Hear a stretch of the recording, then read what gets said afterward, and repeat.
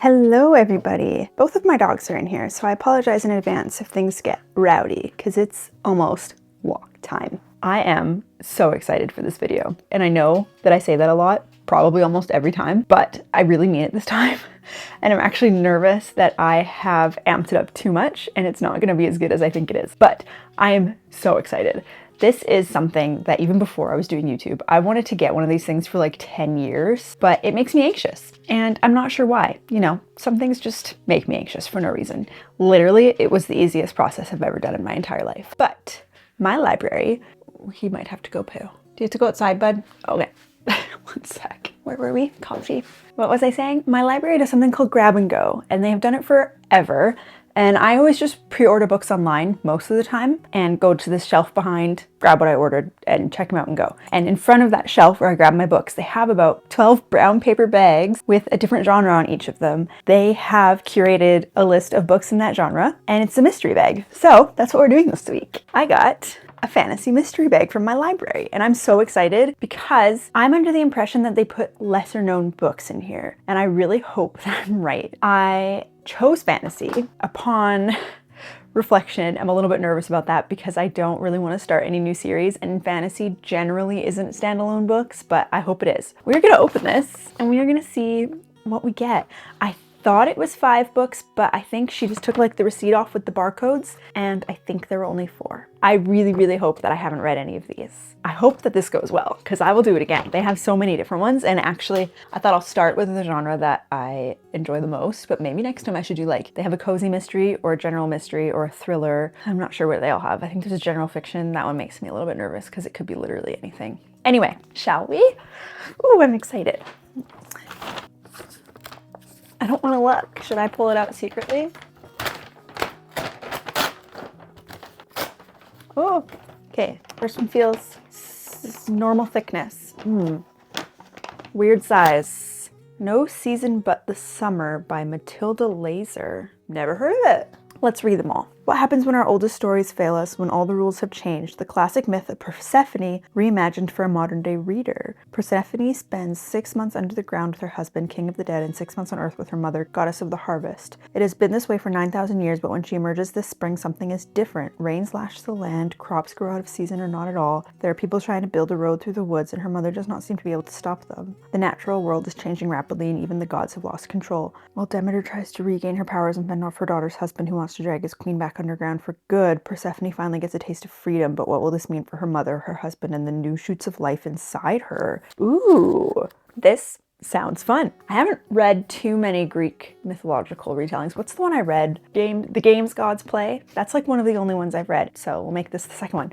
Fun! Okay, something I've never heard of. Number 2. Gate to Kagoshima blends Outlander by way of Before the Coffee Gets Cold.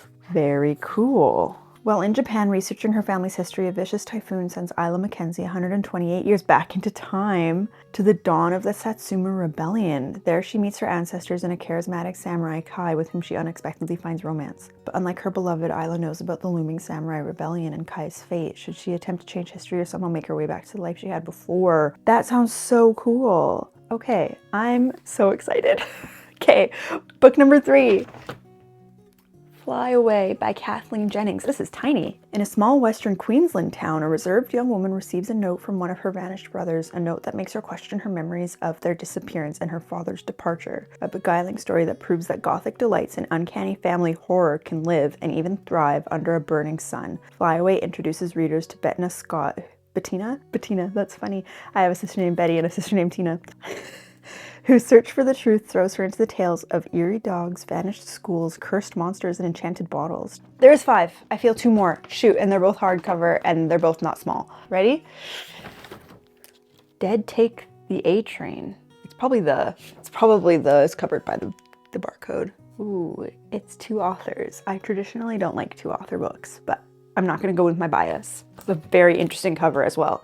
Kind of is like, what's that show with the thing with all the teeth? Am I thinking of a show or a board game? No, I'm just thinking. Anyway, Julie spat a spell so filthy it leaked back black ichor over her chin. Her jaw whined with the magic. It thumbed through her skull and along every tooth until her head was a haze of shrapnel and static. Some people had it easy. They carried spells like a girl's trust in her mother, kept them chambered with no effort whatsoever. Julie wasn't one of them. She needed them stitched through the fatty parts just under her skin. Otherwise, they washed away. This is weird. She tore the barbed wire from her arm. Blood. Is this just a thing? Oh my goodness, it's just that's from the book. My name is Julie Cruz, and it's my job to put bad things to rest. The inside is just barbed wire. Julie is a coked up, burnt out 30-year-old, hey, she's my age, whose only retirement plan is dying early. She's been trying to establish herself in the NYC magic scene, and she'll work the most gruesome gigs, exorcise the nastiest demons, and make deals with the cruelest gods to claw her way to the top. Julie is desperate for a quick fix to break the dead-end grind and save her friend, but her power grab sets off a deadly chain of events that puts Sarah and the entire world directly in the path of annihilation. To me, it already seems like maybe a mix of Mortal Instruments. I don't remember names of any books if they're not on my shelf. What's the book I read? The first book I read this year about the witch girls. Anyway, seems kind of like Jude from that book. How do I remember her name and not what the book is called? Last book. Sorrowland by Rivers Solomon. That is a cool name. Fern, 7 months pregnant and desperate to escape the strict religious compound where she was raised, flees for the shelter of the woods. There she gives birth to twins and plans to raise them far from the influence of the outside world. Forced to fight back against the community that refuses to let her go, she unleashes incredible brutality far beyond what a person should be capable of, her body racked by inexplicable and uncanny changes. Sorrowland is a genre-bending work of gothic fiction. Here, monsters aren't just individuals, but entire nations. Interesting. Sounds political. Rivers, that is such a cool name. Okay, now I just have to pick the order to read these because I would love read the one I'm gonna like least first. I'm such a best for last person, entirely. That is all I care about. The first two I took out actually interest me the most. I'm not sure which one I'll read last yet, but I think these will be the last two, hands down. And then I just have to pick the first one. I'm gonna say this will probably be first because it seems the weirdest to me and like maybe I won't like it. I'm gonna give it a shot though. I'm not gonna go in with any negative expectations. That's a lie. I kind of do have that because it's just not a genre that I love. I prefer not to read an urban fantasy, and this just sounds a little bit more witchy than monsters. I think because in my head I'm comparing it to Mortal Instruments, I'm like, oh, it's maybe not going to be my cup of tea because not my favorite series. I'll give it a shot. I think we'll start here and then I'll choose between these two next. 5 books I've never heard of. Love it. Okay, let's get started.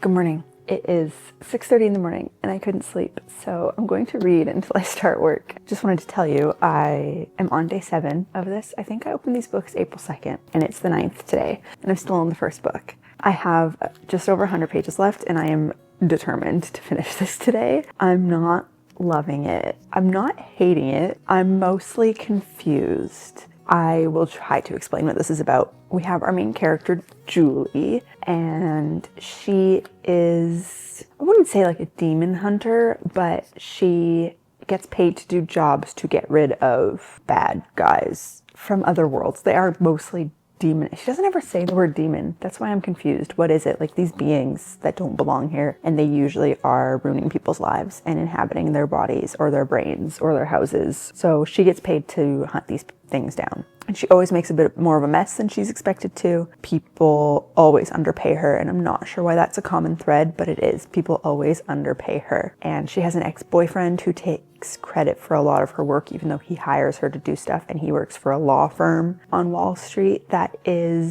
this is their job. Like, he works for a being that isn't part of the planet, and her friend from online also is always tapped into this world. I don't really understand, okay? Anyway, her best friend from her past comes back into her life because her boyfriend is abusing her, and she's like, I just need a place to stay. And it kind of changes the trajectory of Julie's career, and she tries to improve her life so that her friend Sarah has a better life. I'm not really explaining it well because it's not really explained well. I will say you can tell that the authors, I think there's 2 authors, yeah, they definitely have this vision in their brain of this world, and I think, you know, when you have these things and you're like, oh, this would make a good book, but I could never write that. That's kind of what this is. Like, they have this vision, but putting it to paper is so confusing. This book is like if Men in Black met an adult version of the Mortal Instrument series, but instead of Clary and Shadowhunters, you're following Magnus, is kind of how I feel, but the writing is not concise enough for me, and it's not very clear, and sentences, I have to reread them because they're ordered in a weird way, and it just doesn't make sense to me, and I'm so confused. I do want to keep going because I'm curious what happens. I did look it up, and it is the first book in a series that I already know I'm not going to continue, but I'd like to finish the book. It is quite gory. Julie is a difficult person to like. Like it says in the synopsis that she is addicted to drugs and alcohol. You would think by now that she would kind of be working on that habit, and she's not. Right now there's something bad that's going to take over the planet. So there's a few people trying to counteract that separately. They don't know that each other are also working towards the same goal. Anyway, she's just grinding away to improve her life when you come into this book. She doesn't really actually care about her life when you come into the book. It's when Sarah, her friend, comes back that she's like, oh, I need to do something to change this. There are characters I like. There's things that I like. There's this magical bookstore that's really cool. And then I thought it was just going to be two people's perspectives, and now there are tons. I don't really love that system of writing, but that's okay. I'm going to read as much as I can in the next, well, now it's almost 7, in the next hour and a half, and then I'll hopefully finish it tonight.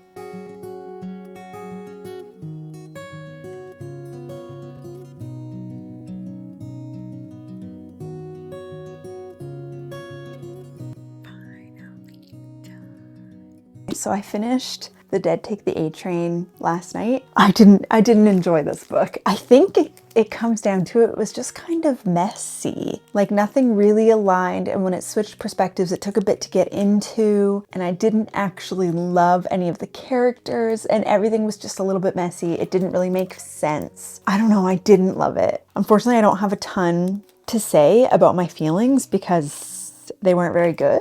I still think it's a lot like adult Mortal Instruments meets Men in Black, but just like a messier storyline altogether. It set up well for the next book. I'm still not going to read it, but that also means it didn't wrap up well for this book. I have so many unanswered questions that don't even seem like a big deal to have put in the book. I don't really know. I don't really think things were explained well either. I think that the authors had this vision in their heads. It was a wonderful artistic world, and it just didn't translate well into my brain. Maybe this is just not something I enjoy. I gave this 2 stars. Let's move on to the second one. I'm going to read Sorrowland next. I don't remember anything. I don't remember the synopsis, right? I read the synopsis for everything, I believe. And I think this one was kind of like dystopian America, which is why I'm going to read it next, because it kind of tracks to follow that one, and then I can kind of lump the types together. I believe this was dystopian USA. Note discussion and instances of racism, misogyny, self-harm, suicide, homophobia, inclusion of animal death and explicit violence, and references to sexual violence that have taken place off the page.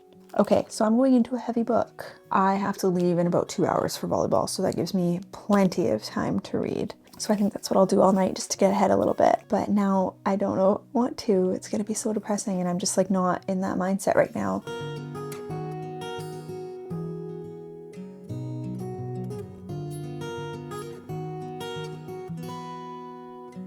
Okay, so I'm only, how far did I even get? On page 14, okay, of Sorrowland. And so far we are with 15-year-old Vern, pregnant 15-year-old Vern, running away from her cult leader husband. That is not what I was expecting. Did I read that in the synopsis and I just forgot? 7 months pregnant and escaping the strict religious compound. Okay, she starts with her giving birth, okay, and like running away from wolves and stabbing a man. That's the first 10 pages. So she was raised in a religious compound, I guess. Sorry if that's kind of loud. I have the air fryer on. I bought an air fryer like a week ago. Why did no one tell me that they were as good as they are? Oh my goodness, I think I've used it every single day. Maybe it's been 2 weeks now. I've used it every day. I have frozen pierogies in there right now. Don't even get me started. Anyway, so this is heavy, and I just read 14 pages last night, and then we had to go out. So I'm gonna read now. It's Friday night. It's 5:30 p.m. I'm planning on reading all night. Definitely taking a bath tonight. I had an awful week. I had an awful day. I need a bath. So I'm also like quite achy. It's period day 2. I have a volleyball tournament tomorrow. A heavy book, not really what I want to be reading right now, but I'm going to anyway. So that's fine. It's like 300 pages. I can finish it this weekend. I decided to film this at the same time as 2 other ones so that I have more time to read all 5 books. True to myself in a time crunch. And I would like to get these next done in a week and a half. So At least I started with the biggest one. I think it was the biggest. I'm just gonna keep reading. It's really heavy though, so I'm a little bit nervous about that because I'm guessing she didn't want to get pregnant based on a statement she already made. This is just a week that I would have loved some escapism, and with these books I'm reading right now, I'm not getting that, which is okay. I'm gonna flip my pierogies, and then I'm going to read while I eat dinner. Okay, coming to you to say, unfortunately, I am DNFing. How far am I? Let me see. 72 pages in, and I've just been reminded that this is a fantasy book, minimally. Like, there's been a smidge of a reminder that this is not a general fiction book about a mother who leaves her infants in a little lean-to in the woods to go hook up with people. I know she's like 15 or 16. I can't get over it. And I don't love reading books about babies and moms. And it's a lot about that. The cult part is interesting. I think my favorite part about this book has been the flashbacks to her escaping and her marriage. It's not about that right now. And there's just like a smidge of a reminder that it's a fantasy, but it's still not. It's actually kind of reminding me of Heroes. When someone just develops, what do they get? Just like develops a superpower? It's kind of like that.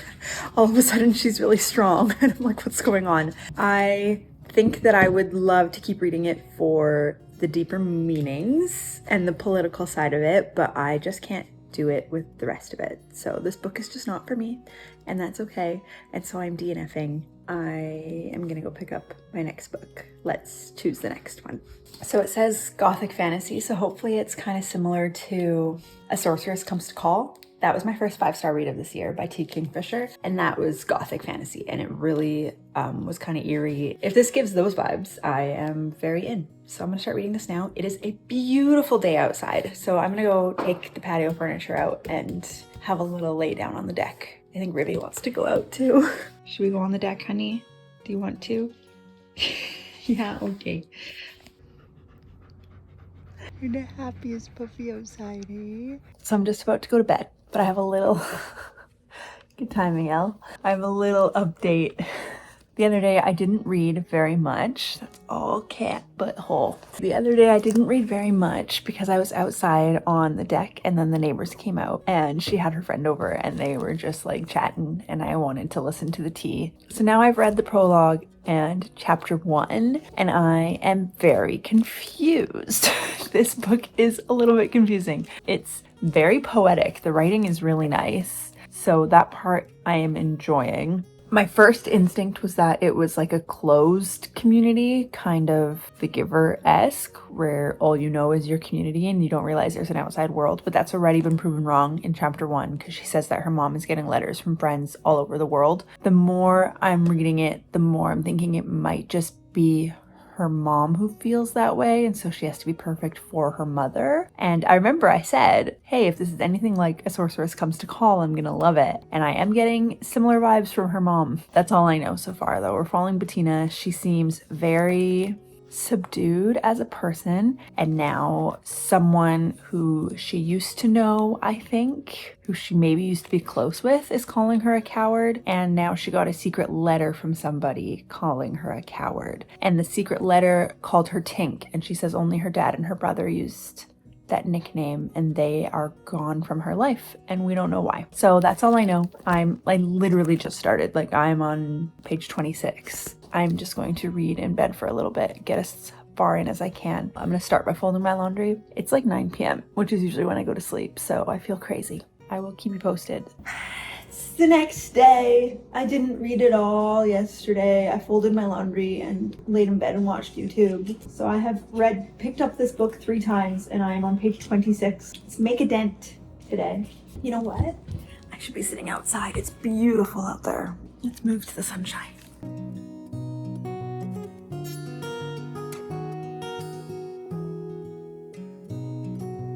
I am just here to give the briefest of updates about Fly Away. I am now 65 pages in, so that's I think that's more than a third of the way. Like, this is a really short book. I am still very confused, but that's not to say I'm not enjoying it. I'm really actually enjoying it, and I think it's because even when it's confusing, the writing is just so poetic that it's beautiful. anyway. And it just feels like I'm reading an old school fairy tale in the best way. We have now learned that our main character, Bettina, she's 19 years old. I think she might be a bit brainwashed by her mom, is the vibe I'm getting. Actually, every page there's more and more reason to believe that this is just in our current world, in our current times, but this town where the people live is just a bit off and people keep going missing. The second or third chapter, you kind of learn why. It's a cool story in how it's told, so I don't want to give it away in case anyone wants to read it, because it actually is quite interesting. Like, I feel like it's one of those things where someone's going to say something about her past and she's going to be like, oh yeah, that happened. Because the way she talks to these people who she hasn't talked to in about 3 years, who were friends with her and her brothers, is the vibe I'm getting. There's not much explained. It's all kind of just alluded to. She just seems confused with all these conversations that they're having. She's like, I don't know why they're saying that. That never happened. But obviously you believe these multiple people who are saying it. But like, her mom sleeps fully clothed in stockings and shoes and seems very Stepford wife. She's like, oh, my mother would just say, no, we speak gently. And like, there's no evil left at my core. And that's kind of her inner thoughts this whole time, which is just really interesting. She doesn't really seem like a human right now, which is a bit interesting because you know that she is. And you can tell that the people around her in this town where she lives are just like shaking their head when she walks away. Like, what happened to this girl we used to know? Kind of like maybe something Stephen King would write, just like a little bit odd, and things are just weird and you don't know what's gonna happen. And I'm picturing it like it's a mini series. You know, like some books maybe this is totally niche, but some books feel like a movie and some books feel like a TV show, and this feels like a 6-episode miniseries, I think. I think I'll just finish this today. It's 4 o'clock. Let's finish this book.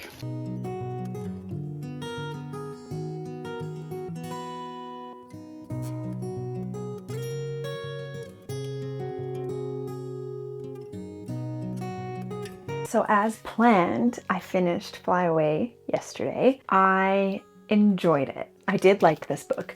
I remained confused until the end, to be honest with you. So the story that you're following in the moment actually takes place over one day. It is Tina really undoing all of these things that her mother did to her and coming to terms with who she really is. But amidst this day, there is a story about her past and the town's past, and it's all kind of intertwined by different people throughout the day. So it's really like a bunch of little myths and stories and fables put together to create what they know as their truth in this world that they live in. And it's very interesting and it's very weird. If I didn't like the writing so much, I actually probably wouldn't have enjoyed the book at all, because I don't love just being confused through a whole book. There was not a steady enough storyline to keep me interested and to keep me knowing what was going on. So I didn't dislike it, but I didn't love it. I thought the writing was really lovely. And so that is kind of what kept me reading. In the end, I rated it 3 stars. So not bad, but not great. But then I started, what is this called? No Season But the Summer by Matilda Leiser. And I am really enjoying this. How far am I? On page 40, just about to start chapter 4. So in the fall and the winter, she lives in the underworld with Hades. And then in the spring, she comes up and spends the spring and summer at her mom's house. Demeter, who's Zeus's sister. They are the parents of Persephone, which I don't think I understood before, but that's an aside. There's a little brief mention of it, but they're the gods. And now this is the second book I've read like this, and in both of them I don't really understand the tie between the gods and the earth. So my other knowledge of them is Hercules, like the cartoon. And I just never understand how you're saying these are the immortal gods who watch over the humans, but her mom and her live amongst the humans and they don't know she's a god. Like, it just kind of always boggles my mind a little bit because I don't really understand how that works. The focus point is that they are building a road and they want to take it through Persephone's home on Earth. So she's kind of joining the fight against this and met somebody, which is kind of interesting. So I don't know a lot yet, but I know that she is coming back to her mom, and it starts with Hades saying, oh my goodness, the river is too high. You might not actually be able to go home this year. And she kind of gets very anxious about that thought and feels trapped. And she says to us that that is the first time she's felt that way with him. She's either with Hades or with her mother, and she doesn't really have a free life of her own. And so she's kind of going to strike out on her own, I think, and try to do something with her life for herself. And I love that message. message. That's where we're at right now. It just keeps going between Persephone and her mom's point of view. I am enjoying it. I'm going to keep reading, so we'll see how far I can get today. I am happy to have a book that I really want to read and that I don't want to put down.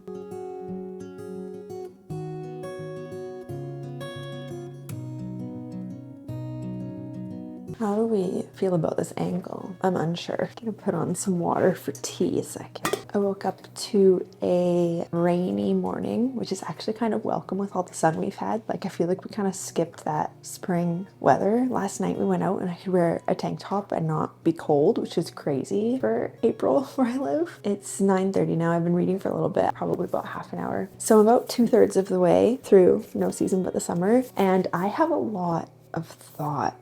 I love the writing. I think it is so beautiful. So sad that it's a library book and I can't annotate anything, so I'm taking so many pictures so that I can write down the quotes that I like after I'm done. I just think it's so wonderful, the writing specifically, and that really, really, really ties me to a book and connects me to it. At the beginning, I thought it might be 5 stars, but now I have taken way too much time to read it and I still am like being distracted by things kind of easily, which to me doesn't say 5 star, but it's close. It's very good. I will say I'm surprised that there are no trigger warnings at the beginning. I think there should specifically be one for eating disorders and one for sexual assault, because some stuff, even though it doesn't trigger me specifically, is difficult for me to read. So just be aware of that if you feel like you want to read this book. It's actually really connecting this idea of climate change and the modern growth of the world to kind of the disbelief of these gods and this magic that people used to just believe in and know was true. And it's not saying it in like a political, we have to save the world kind of way, but it is really alluding to that in a very smart, poetic way. There's so much discussion about trees and fields and animals, and it's just so wonderfully done, and you don't really realize what's happening until you keep reading. Specifically, the relationship between Demeter and Persephone is so closely related to what somebody in my life is currently going through with their mother. And I said to them, part of me feels like your mom needs to read this book, because Demeter is not a bad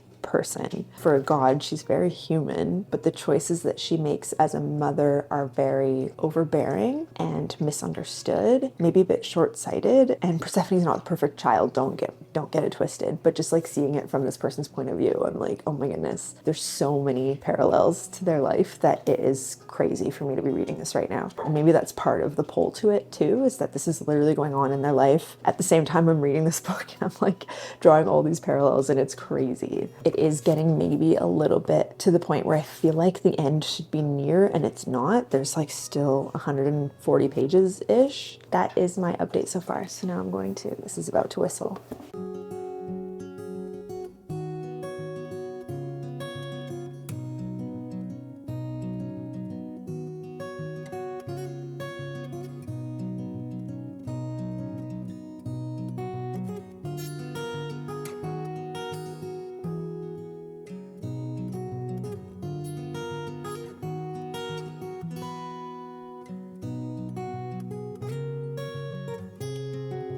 It has been a couple of days, and unfortunately I brought Every Season But the Summer back to the library already, so I don't have the copy with me, but I'll just like put it here so you remember what I'm talking about. I finished that book the day I said I would. What was that? Yesterday. It hasn't been a couple of days, it's been a day. And I still really loved it, but the ending unfortunately did change my opinion a little bit, which is really unfortunate. And I think it's more personal opinion, which is the reason it changed, and not what I think the popular opinion would be. I'm not sure. There was a trope in it that is probably my least favorite trope ever, and I understand why it was there for the story, so I'm not mad about it. I get why it was important. I don't think it would have been the same story without it, but I still don't love it. Without giving anything away, let's just say the story leaned towards mother's love conquers all, which is fine. It just is unfortunate when they have this complicated relationship throughout the entire book, and then it just kind of is like an all is forgiven thing without having a serious conversation about it. That really, really bothered me. That being said, I still loved so many of the quotes, so I think it only brought it down like a half rating for me. I'm rating this a 4 stars.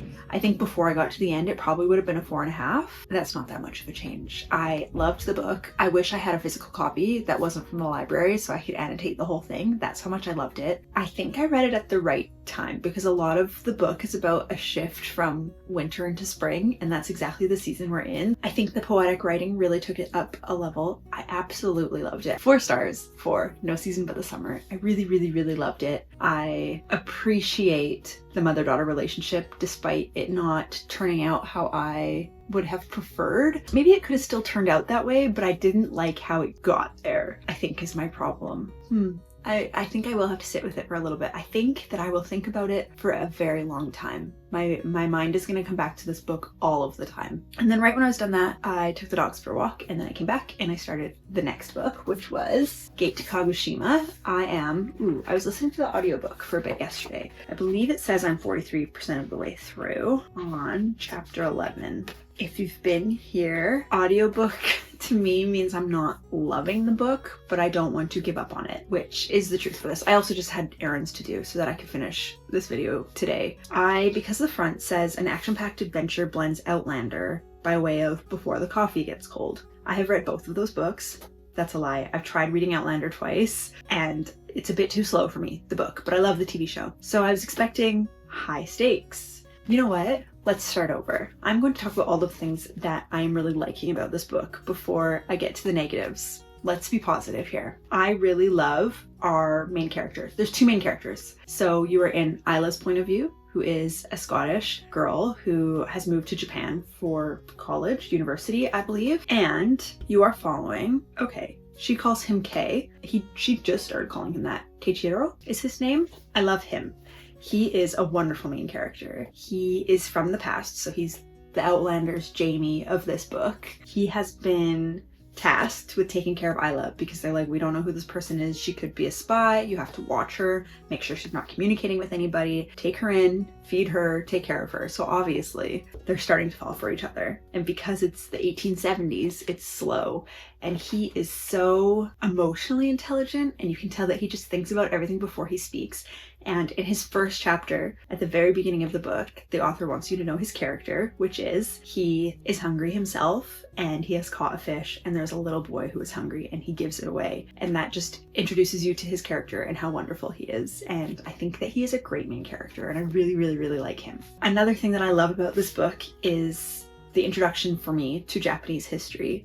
I love history. It was my major in university. I am learning things about Japan that I never knew. So this is kind of taking place in the end of the samurai days. So she knows, because she's from 2005, which is actually kind of cool. She's not from 2020, she's from 2005. So she knows coming back to this time, which is when her 3rd great-grandfather lived. So she was in Japan trying to find information about him. So she knows that it is the kind of the last push for the ways of the samurai. More modernized warfare is taking over at this time. So she kind of knows their end and is trying to help them maneuver that a little bit because she doesn't want it to be their end. Obviously, you meet this whole town of people and you want to help take care of them. So learning about that's really cool. And I will say maybe this is a unique take, but I wish there was more of it. I would love more information about this time in the past instead of just being related to like these 3 or 4 characters that we know. The other thing I like is the pace. I would say this book is paced very well. I think she's been there for like 3 or 4 weeks. The author is not like belaboring that time. She's like, oh, this is what I've been spending the last 2 weeks doing. So you're not doing it with her. Now for the things that I'm not so crazy about. The most difficult thing for me is that I don't like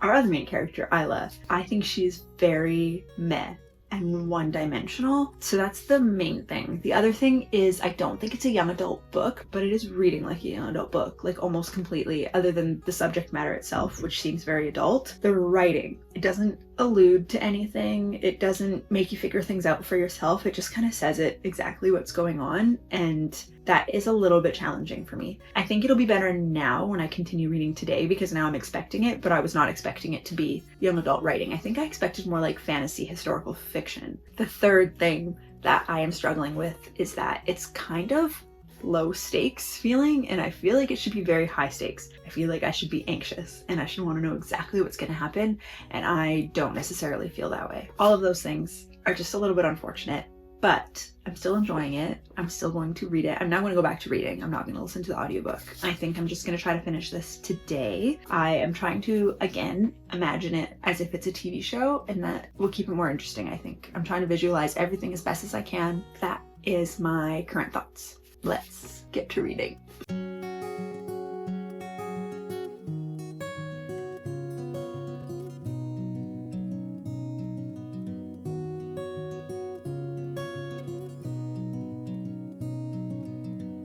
I promise you, it's still the same day. I'm just in my third top for whatever reason. It is 6:45 and I have finished Gate to Kagoshima. My energy is real low right now. I even had a coffee this afternoon. As you saw, I switched back to the audiobook. I actually really liked the narrator. She made the book a little bit better for me, honestly. She made it feel less young adult somehow, and it was easier to picture the things happening as I was listening to it instead of reading it. Throughout the entire book, probably to about 75%, I was like, dang, this is gonna be like a 2-star for me. Maybe that's a lie, maybe like 2.5 is where I was sitting. Because of the ending, it is now a 3.5 star. I really, really loved the end of this book. It is the first of a series, it says on Goodreads. There's nothing else in the works from what I can tell. So I don't know if I would keep reading it. It feels wrapped up to me, so I'm wondering if the rest of the series will be from other people's perspective. It is definitely not young adult. There is like very minimal spice, but not young adult spice. It is adult spice. I actually classified it in my reading journal as romance. I would say that's what it is. It's a very slow burn romance. I mean, it's the 1870s, but it was the best part of the book because Kei was the best part of the book. I kind of love him. I don't have too many other thoughts other than like the end was really good. That is my take on Gate to Kagoshima. And as far as mystery bags from the library go, I don't know how I feel about doing it again because I didn't get any favorites out of this. So I am glad that I found some new authors, even if they weren't all my favorite, and just kind of branched out a little bit. It makes me feel better about my reading experience, but also I guess it also showed me that there's a reason I read what I read. I think I prefer more high fantasy. I have learned about myself through this, which is totally fine. So that ends this video. Thank you so much for staying until the end if you're still here. I will see you next week.